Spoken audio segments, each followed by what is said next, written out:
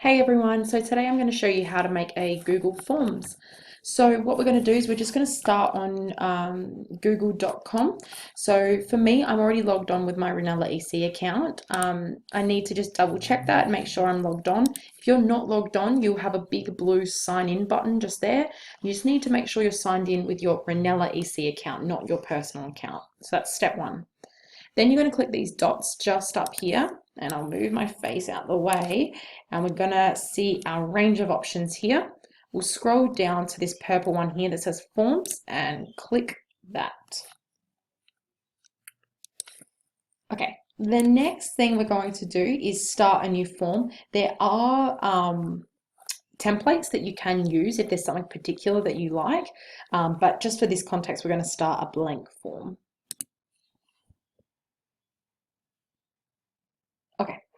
So the first thing you're going to want to do is give your form a title. So this might be for my psychology lesson, psychology quiz. You can give a description if you want. If you don't want to, that's fine. And then you're just going to click up here where it says untitled form, and it should just name it the exact same thing, just so you save it automatically saves onto Google, but just so you can find it easily again, you need to make sure it's got a name there. All right, so now we've got the first thing here that says untitled question and option 1. So here, all you need to do is just click onto it and it will allow you to type whatever you want. So with Google Forms, you can use these for like exit tickets after a lesson to see that they understood the content. You can do it midway through the lesson. You could do this instead of a worksheet. I've many times transformed worksheets into Google Forms for kids to fill in. But at the moment, I've been using it a lot with my senior classes as a way to give them formative tests. It's totally up to you how you want to use this, but whatever your question is going to be, you can type it in here. So the first thing I'm going to do is just go name, because I want them to put their name in. And you'll see, hopefully you saw that automatically changed. It before had a multiple choice question on there, answer, and now it's changed to short answer. So if you look over here, you've got a few different options. So you've got short answer, which literally just gives them one line to type. Paragraph, which gives them quite a few lines, and if the kid keeps typing, it will just keep getting bigger, which is usually what I use. Multiple choice, if you're going to give them like a quiz option and there's 4 or 5 options and you want them to pick. Check boxes, if you want to say like, how are you feeling today? Or I usually do this as a pre-assessment. I'm like, what type of learner are you? And I might have like, I like to do things with my hands, or I like to read, or I like to whatever, and they have to tick the boxes. Drop down menu similar. If they need to upload something, linear scale, how do you feel on a scale of 1 to 10 today? Multiple choice grid, so you can literally have multiple options keep coming down. Checkbox grid is the same as we were saying before about checkboxes, but now it's just there's heaps of options. They have to put in the date, or if they have to put in the time. So you've got lots of options of how students can respond to these. So the main ones I use are the first 3. So short answer, paragraph, and multiple choice. So I'm just going to have a short answer for this, which is what they suggested for me. The next thing I'm going to do is click required. So this means that anyone filling out this form can't submit it until they submit this question. So I usually tick those on for most questions in my Google Forms.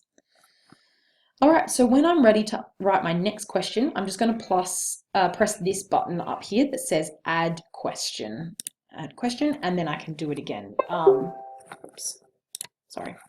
So the next thing we might put is, how do you feel you are going in psychology at the moment? And we might give them different options. So here I want a multiple choice. So I might have great, okay, help me.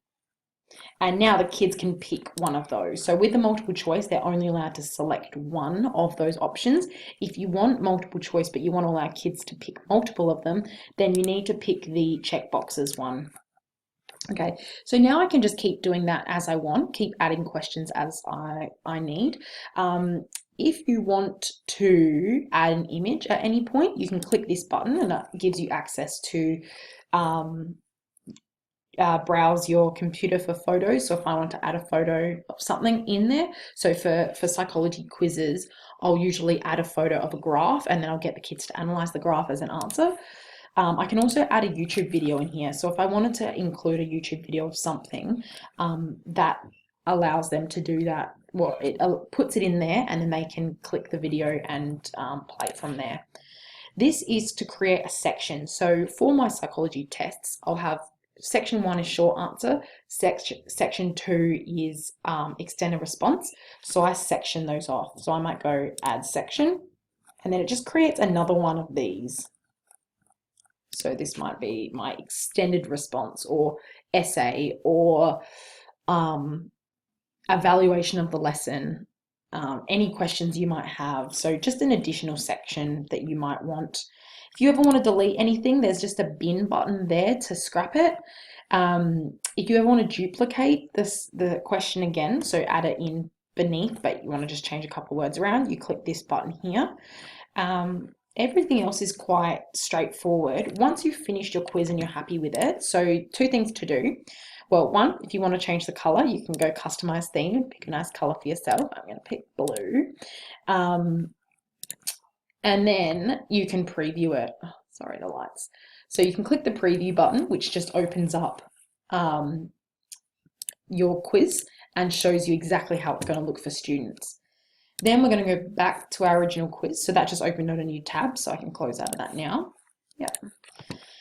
And we're ready to send it out to students. So we're going to click the send button here, and it looks like this. So what we're going to do is we're going to get a URL. So it automatically opens up on this screen with a little envelope, and that would be if you're going to email it to students, but we just want to give them the link. So we're going to click this second button here that kind of looks like a chain, and that gives us a link. We can shorten it if we think it's too long, otherwise just take it as it is, copy, and then that link is ready just to be pasted onto Scepter or Google Classroom or wherever you're working with students, and it's really straightforward.